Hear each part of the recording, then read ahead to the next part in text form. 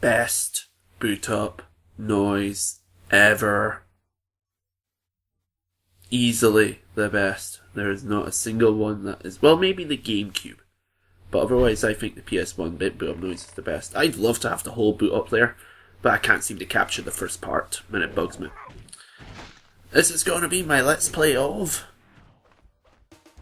Spyro 2 Gateway to Glimmer. Obstacle for T-Rex. Yep, here we are, Spyro 2. It's been ages since I put the preview up, isn't it? Alright, so first off, I like this. As a PlayStation 1 game, you can pick to load it from slot B. That's bugging me a lot with a lot of my PS1 games right now. I can't load it from slot B.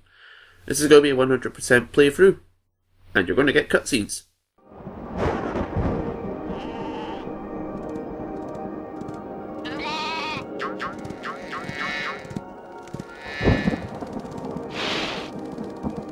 Is this rain ever gonna stop? I've forgotten what the sun looks like. We should go on vacation. Somewhere warm. Somewhere sunny. Dragon Shores. Yeah, I haven't been there since we kicked Nasty Nork's butt. How about it, Sparks? You up for a vacation at the beach? Last one there's a Nork! Sparks is officially a Nork. I like how the sheep still ran away from him in the cutscene.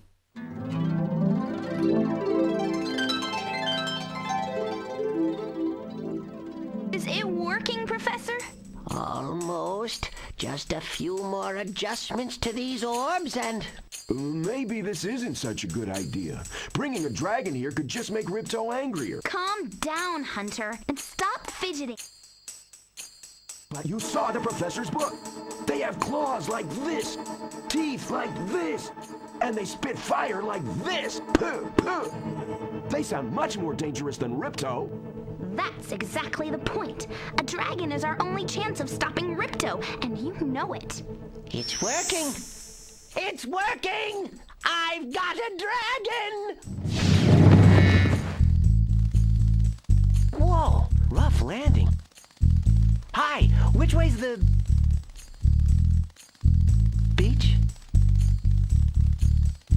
Hey, stop staring. Haven't you guys ever seen a dragon before? You're a dragon? You got a problem with that, pussycat?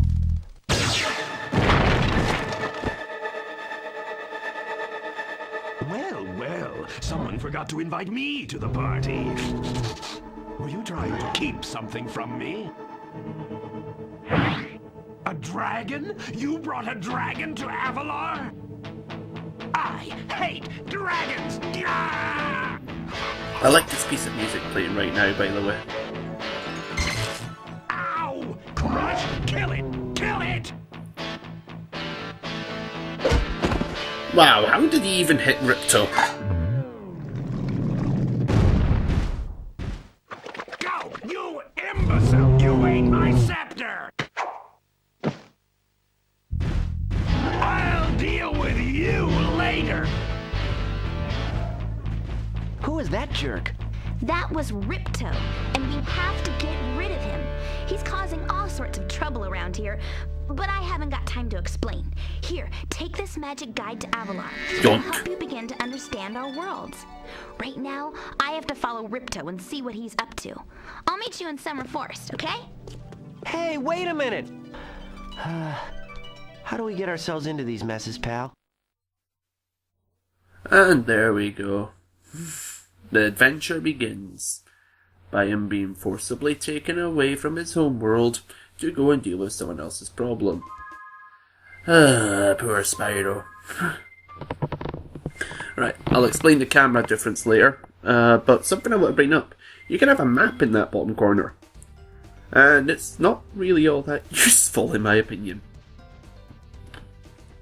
I mean, I guess it clearly defines what's indoors and outdoors, but aside from that, I don't know, I never found the map all that handy.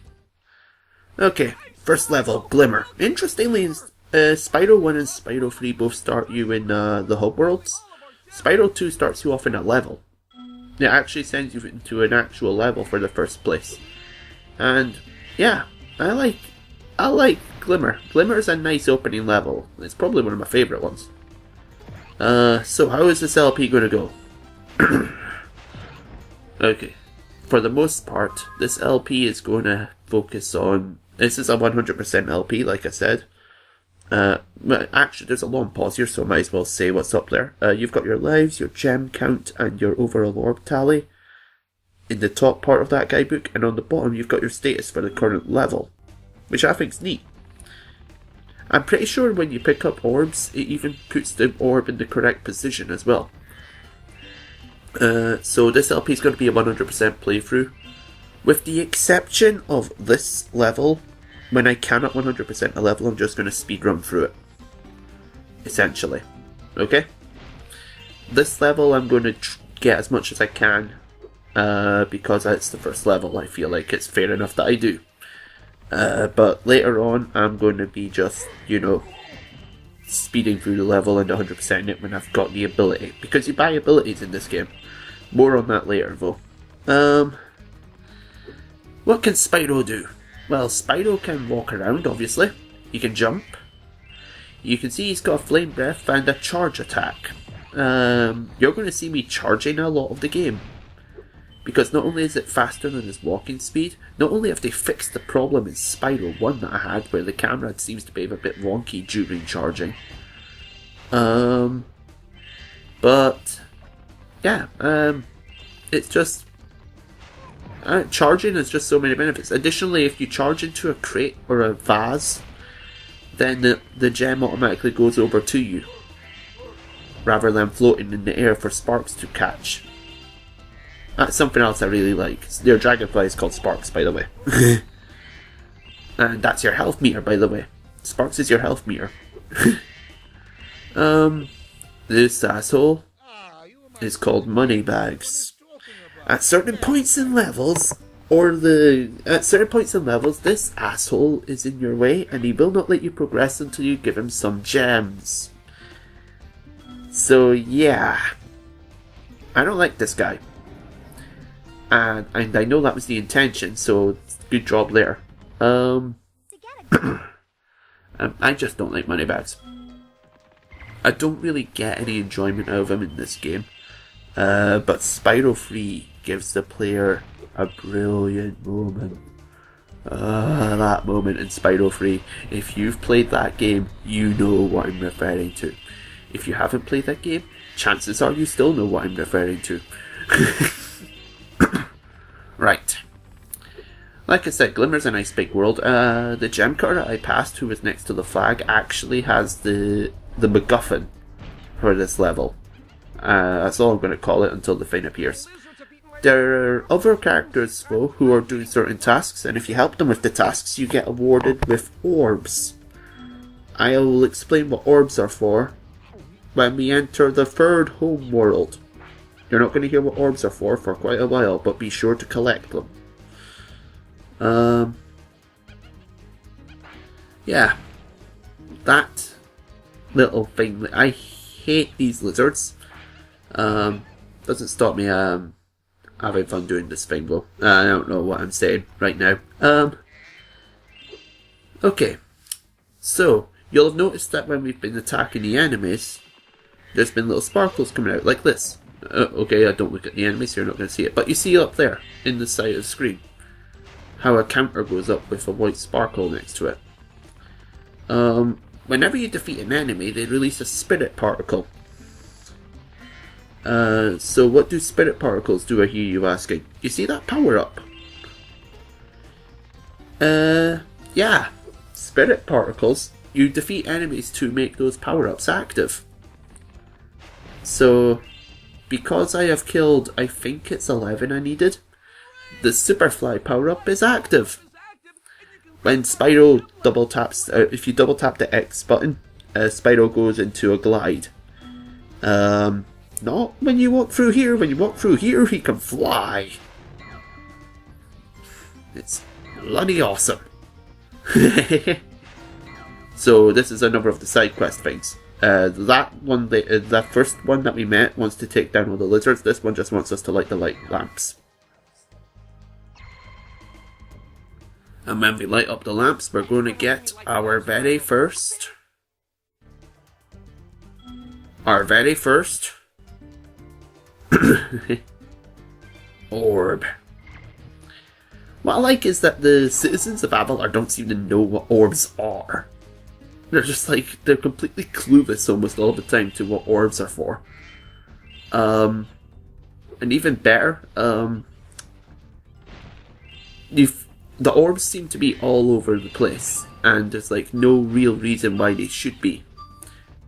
Yet, Spyro 2 actually does have an explanation for all of the orbs being randomly dotted around the kingdom. And you're going to see that explanation later. I should be using rocks to take out these guys, but because I got up here with the Super Flame, I can actually take them out faster without the rocks. So yeah.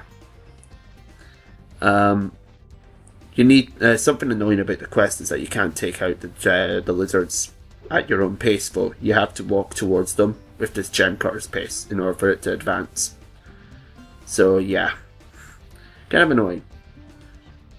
Something I'm going to do throughout this playthrough is I'm going to avoid abusing glitches. I'm going to avoid that with a lot of games I'm going to play. That means no double jump, if you're familiar with that. It also means no swimming in the air. I will show off those glitches in an extra video, but not for this video. Alrighty. We're about to be taught a new thing we can do. To hit that lizard up high, you'll have to aim. Yep, aiming. At certain, you know how we can carry that rock in our mouth?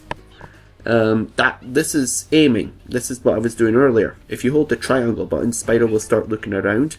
If he's got a projectile on hand, such as a rock or a missile, then it also acts as an aiming cursor. You then hit the flame button to fire in that direction.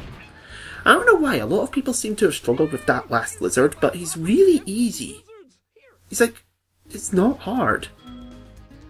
It's a really easy one to get.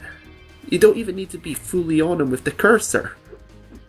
Anyway, so yeah, that was Glimmer. The first level of Spyro 2, and it leaves a very good impression in my opinion. We obviously haven't completed it yet because there's a ladder in the level. We need the ability to climb to ascend that ladder. So yeah, you see there? There's a ladder and a super flame. There's also more lamps hanging from the ceiling.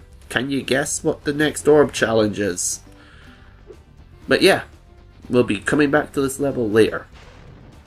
For now, let's talk to this guy next to the flag. Spyro, thanks for helping us fight off the lizards. Please take this talisman of Glimmer as a Talisman, that's what it's called. The MacGuffins are called talismans. I'll let Elora explain the purpose of the talismans in the next cutscene. This magic portal next to me will take you to Summer Forest, one of the homeworlds of Avalon. That's a major benefit of starting in a level, in my opinion. They can explain what the portal does. So yeah. Anyway, cutscene again, and then we'll be in the first homeworld.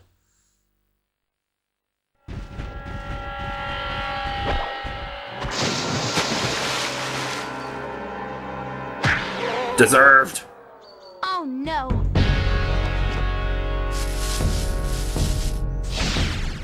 Oh, hello. We didn't get a chance to introduce ourselves before.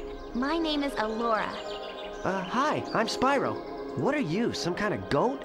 I'm a fawn, you dork. Oh, sorry. Did you meet the gem cutters in Glimmer? Yeah, they gave me a souvenir too. They called it a talisman. They gave you a talisman? What, is it special? I just stuck it in the guidebook you gave me. There are 14 talismans in Avalar, and they are all magical. If you can collect enough of them, they can be used to defeat Ripto. And there's your reason. Hunter, where have you been? I got a little lost. Spyro's going to help us collect the talismans. I am? Yes. Spyro, look. There's no way you can get to Dragon Shores right now. How'd you know he's going there? Ripto and his monsters have taken over the castle here in the Summer Forest.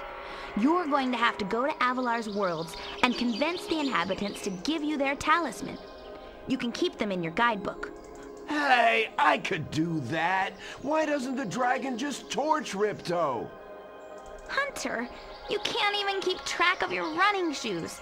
How can we trust you with 14 talisman? If you come across any orbs, they're important too, but I'll tell you about them later. Okay, no problem. I'll collect a few talismans, give Ripto the old hot foot, and be in Dragon Shores by lunchtime. And we enter the first homeworld, Summer Forest. And this game has auto-saving. It's glorious. Other games could learn from that. Okay. So, this is a life.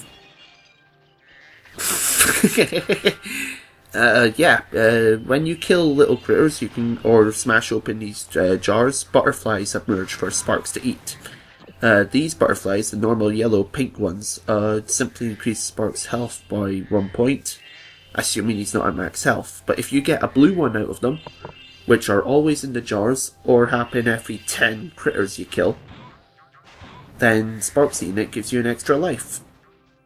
So yeah. It's not like other games where you get 100 of the thing and then you get a life. No, because that's not hard in Spyro. You look like you're pretty active. Right, this is where the game sort of teaches you about the gliding mechanics. So yeah, that's first a jump. And then he makes us do a glide. Which, like I said, you hit X to do twice. They're then going to tell you to do a hover, which is done by pressing triangle to get more distance at the end. Thank you. Thank you for introducing the hover. It was a pain going through Spyro 1 at some points and being just short. Now when you're just short in Spyro 2 or 3, you've got the hover. There is another thing you can do though. They don't tell you this, but they simply tell you that your best jump is at the top of your... your best glide can be gone at the top of your jump. Actually, your best glide can be gone by charging off of the edge. So, yeah. You see? That was a pretty comfortable glide. That's actually quite a tricky glide if you do not do the charge. So, yeah. Here's an orb for your collection. I find it silly later on that they've got these orbs and they don't just give you them. You'll see what I mean later, but yeah. Anyway, let's go to our second level in the game, Colossus. Because we only have 2 levels open to them, and one of them requires an ability we don't have yet to 100%. See you next time.